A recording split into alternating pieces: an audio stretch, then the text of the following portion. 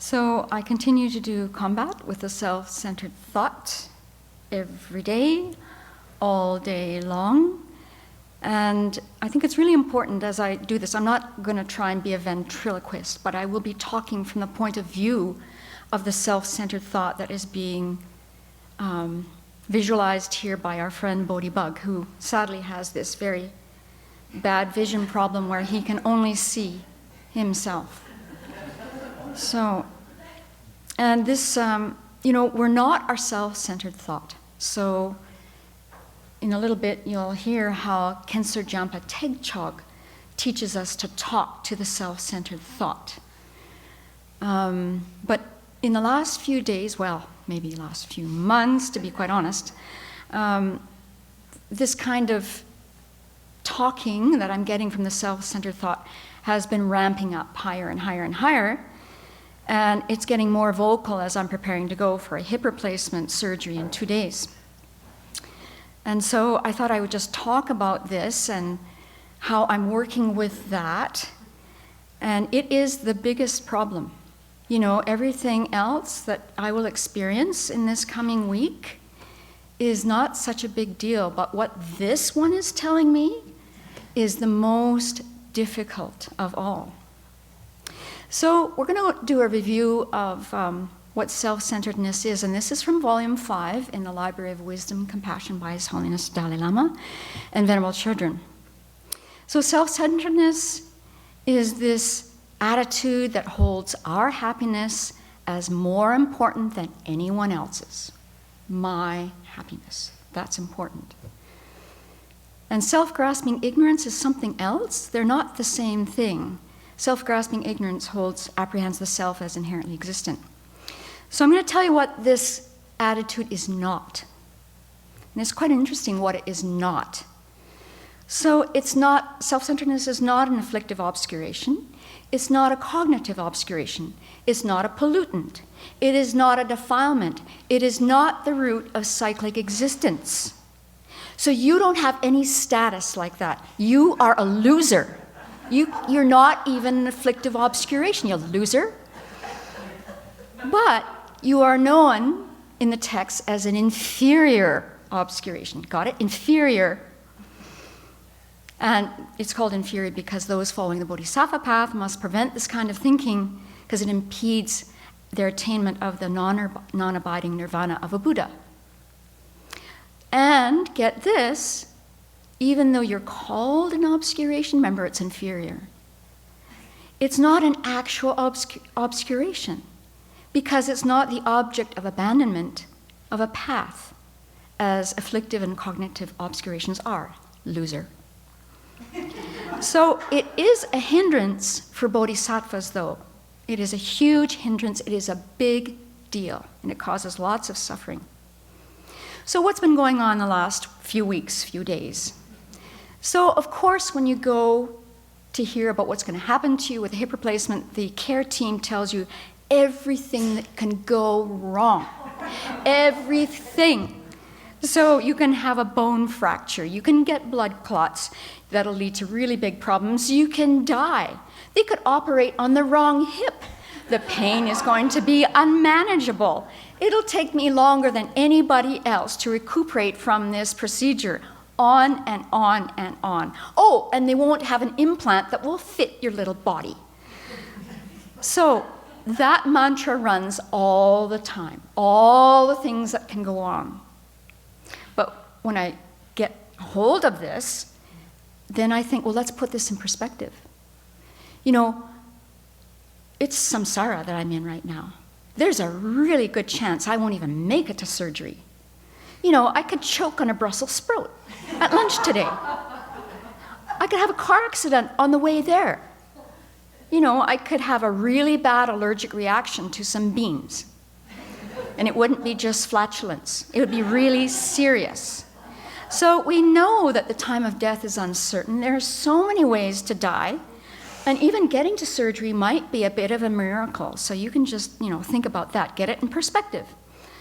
And so when those thoughts, this mantra starts, I just say to that right now, I just say stop. And I turn my mind to something else that's just more virtuous. Now what I love about this book, Kensur Jampa Tegchog's book, Transforming Adversity into Joy and Courage, edited by Venerable Children, is that in chapter 11, there's a magnificent section on the disadvantages of the self-centered thought. And he lays into the self-centered thought. And so he's telling us, insult the self-centered thought. Insult it. So remember, we're not the same. I'm not insulting myself when I talk to the self-centered thought with insults. But it's trying to get a handle on how this is the big troublemaker. So I'm going to give an example that he gives in chapter 11. And one thing that he calls the self-centered thought is lazy. So lazy. Enlightened beings such as Buddha Shakyamuni used to be in cyclic existence, together with us. But through cherishing others, they've become Buddhas. Meanwhile, where are we? Thanks to this, we're still in cyclic existence. This is due to our self-centeredness. So we have the mind wishing to benefit others in our mind stream, but we don't make it a habit because of the self-centered thought. It makes us lazy, complacent, and bored. So he gives us an antidote right away. And Khenso Jampa Tegchog says, if we habituate ourselves to the wish to benefit others again and again and again, if we just do that, that will continue to get stronger. And in this life, we will experience happiness, and it'll shut that down when we do it. And then simply by seeing, hearing, and thinking about others and wishing them to be happy, shutting that down, we'll be happy too. And then he goes on to say, self-centered thought, you have no integrity and no consideration for others.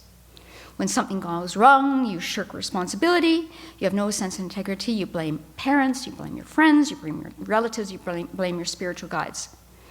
And on top of everything else, you are such a control freak. Do you know that? I mean, it's just incredible. You try and control everything.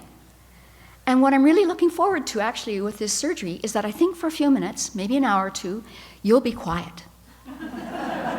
You'll be quiet. And I'll get a break. And that'll be very nice, except I probably won't remember it. That's really, really unfortunate.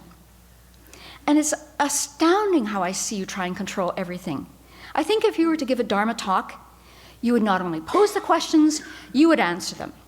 You would write the discussion questions because you can't possibly believe that anyone else is up to the task. You talk incessantly in the meditation hall. You're bossing people around. You're telling what they should and shouldn't do. And you're also planning in the meditation hall that have things that have nothing to do with the meditation session. It's incredible. So for years, and then you also have to have the last word. That drives everyone around here crazy. Absolutely crazy. So for years and years and years, since I have the privilege of answering many emails at the Abbey, Venerable Children has offered the advice to people when they write in and they want to know how to prepare for surgery or how to, deal with a very serious illness or, the illness or surgery of a family member. And every single time, the advice that she gives is just, really pay attention to the kindness around you. And notice it and appreciate it and express your gratitude for it. So as I'm thinking about this day coming up pretty soon, which will hopefully do this to you.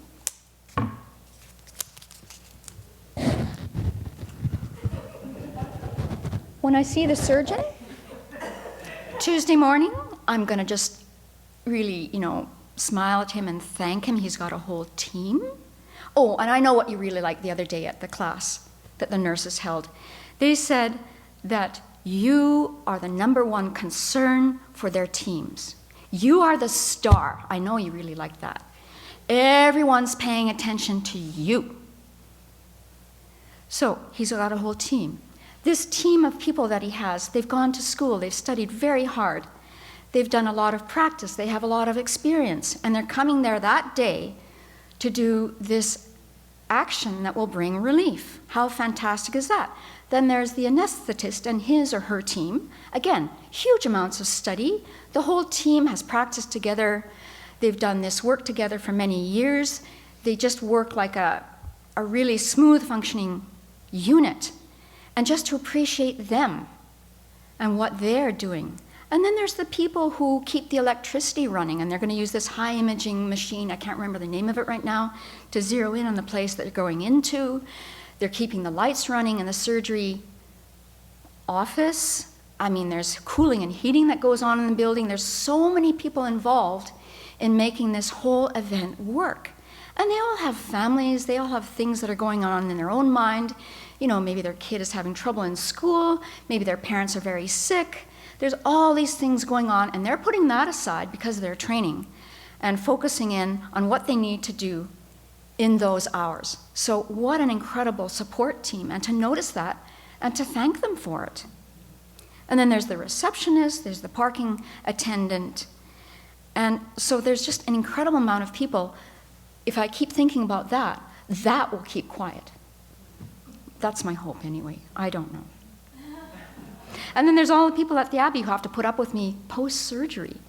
And my sister who's coming down to help me out. And believe me, my sister and I have a great relationship. We're close. I can tell you for sure. This is not something that's number one on her list to do. She'd far rather be with her grandchildren. But she's putting aside the grandchildren for a few days, and she's coming down. So I think with all of that in mind, and if you're facing something similar, then you can keep this quiet and just be present for what's going to happen. And whatever happens is okay.